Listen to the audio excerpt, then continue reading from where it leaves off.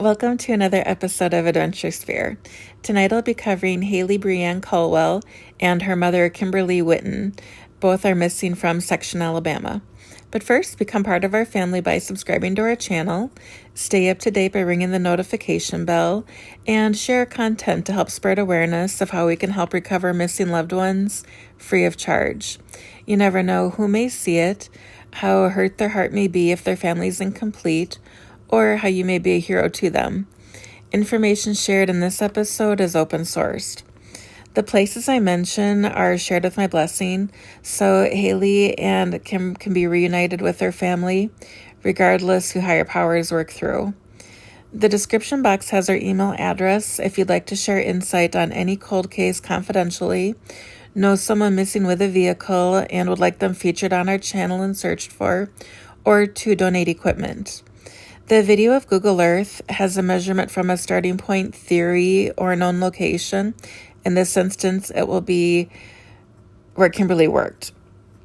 We focus on bodies of water within 5 miles from home, their last cell phone ping, last known location, and sentimental sites where water is deep enough to hide a vehicle.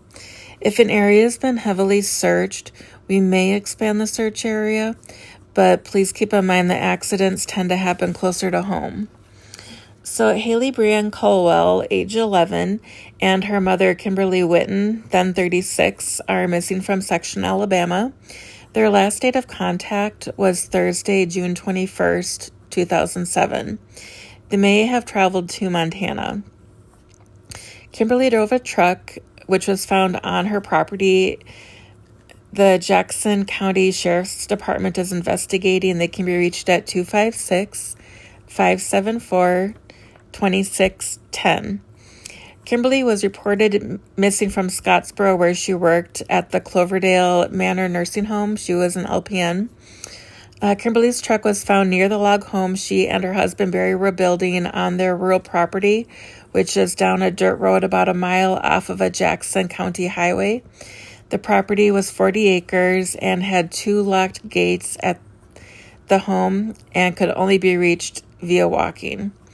I found that interesting because I would think that large trucks would need to drop off building materials to where the home was being constructed. Anyway, Kimberly went to work on the 21st to pick up some papers. Kimberly called a friend on her way home.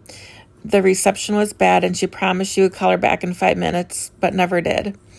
Kimberly's coworker reported her missing a week later on June 28th. She worked there for 7 years, and the only time she had missed work was when she took her daughter Haleigh on a school trip.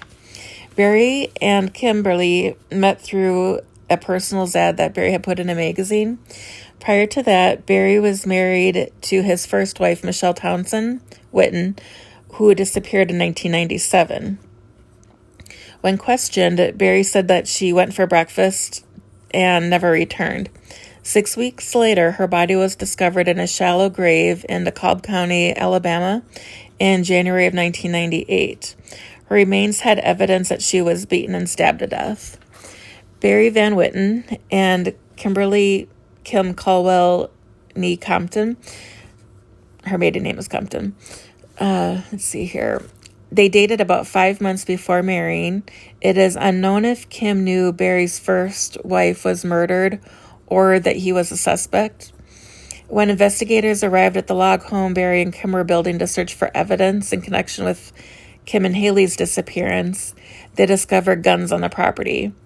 Barry was previously convicted of receiving stolen property in 1988 and 1991.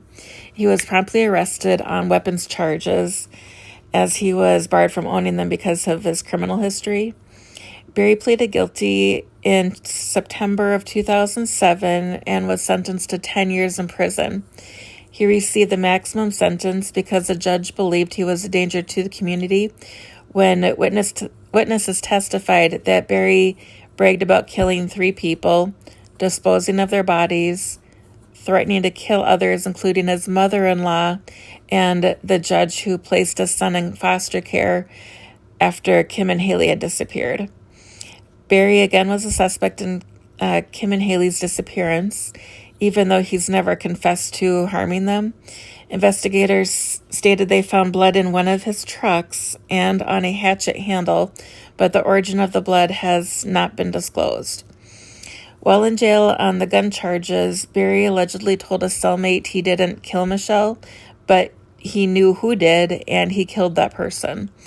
In December 2014, less than a year before he was to be released from federal prison, he was indicted for Michelle's murder.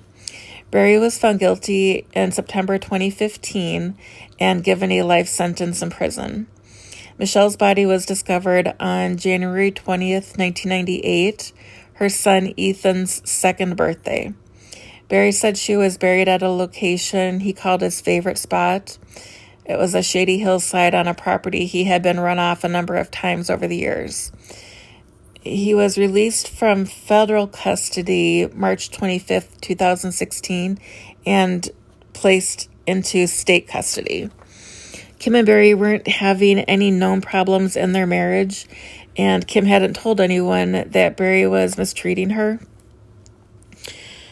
Barry hasn't faced any charges relating to their disappearances. Barry stated he gave Kim $20,000 in cash and that Kim and Haleigh took off in a white Ford truck or a van with Alabama license plates.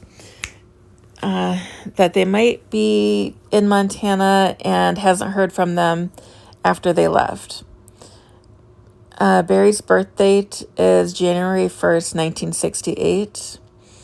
Kim worked as a licensed practical nurse. Her mother is Mildred Compton. Mildred said it was gut-wrenching not having an inkling where they are and wants to believe they'll be found alive. Barry told investigators he didn't report Kim and Haleigh missing because they left him driving a white van. Investigators didn't know what vehicle that would be, as her truck was left at the residence. Michelle Townsend was found in the Powell area of DeKalb County.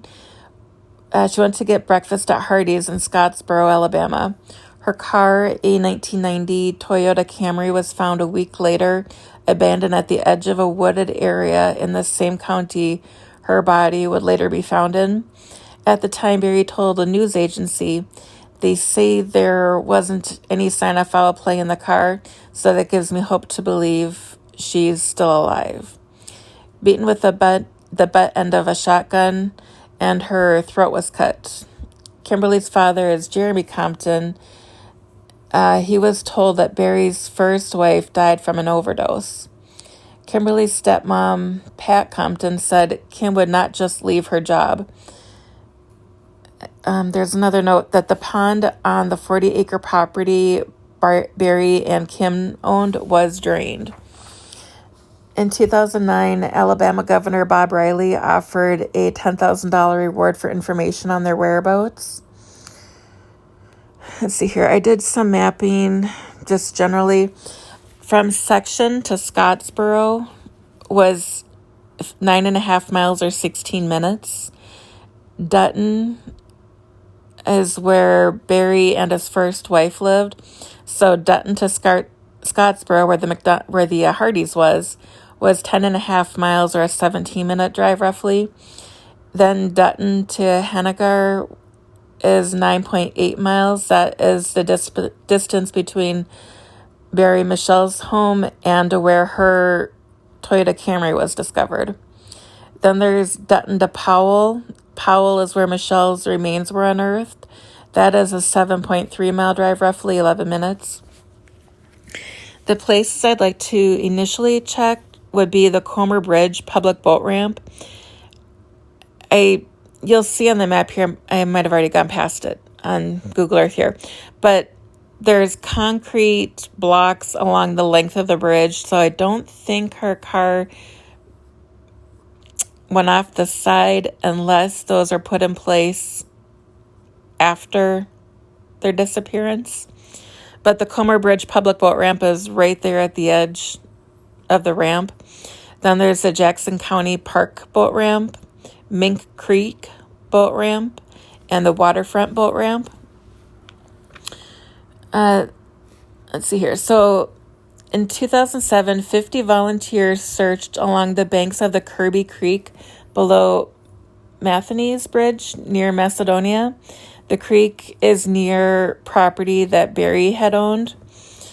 And then I was wondering what the $20,000 in cash was for. Was it to pay an accomplice who he had paid to take care of them, dispose of them?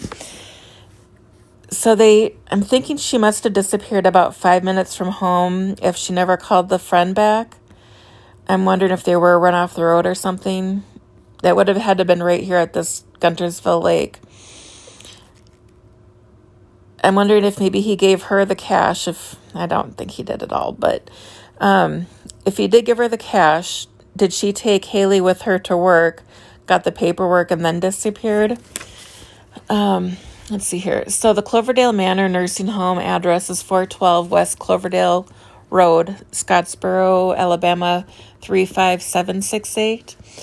There's 3 places I've got specifically if there's anybody in the area who's willing to travel and do some sonar. Otherwise, I can certainly check it out when I come down. The first address is 2498. That might be right around here. 2498 County Road 67. Then there's a little bit further down the road, there's a Chisenhall Cemetery, but I think here on the darker part where that little bend is at, the cemetery is coming up. Okay, so right in here, no, come on, did I get it right? Oh, well, right back where that little cemetery was, there's water, but the part that was more inland is too shallow. I think I could see the rock at the bottom on this video. And the last place was 7000 County Road 67. So those are the specific places, but there's a lot of boat ramps up along the lake here. I'm curious as to what time Kim went to work to get the paperwork. What time did she end the call with her friend? Was the phone pinged for triangulation purposes? She disappeared on a Thursday. Did she go during off hours when traffic would have been minimal to go pick up the paperwork? If she did make it home, would Barry have learned from his mistakes and think or research? Did he know to let bodies stay submerged for a couple of weeks before dumping them? Is that why the police checked drained his pond? Let's see here. Submerged. His pond is drained. And there was another water body that was dredged. Were they... Yeah, so then I got another question. If they were just run off the road, or was maybe Kim distracted and did it herself and just didn't... She was just distracted. I don't know. So was the sawmill checked for blood or bone fragments? Did they look at the saw blades? Did they take those in for evidence? Were new blades purchased soon after their disappearance, or were new blades installed from his stock that he would have had on hand? He had a sawmill at his property. Was the quarry checked? It looks like there's a water body there at the quarry, but then there's also like a little, I'll call it a pond, but just like standing water, I would think maybe from after a storm or something. So the Guntersville Lake, which I think is, Guntersville Lake, I'm thinking is where if she is in a vehicle, she would probably be in there with her daughter. The max depth is 60 feet, but on average, Guntersville Lake is 15 feet.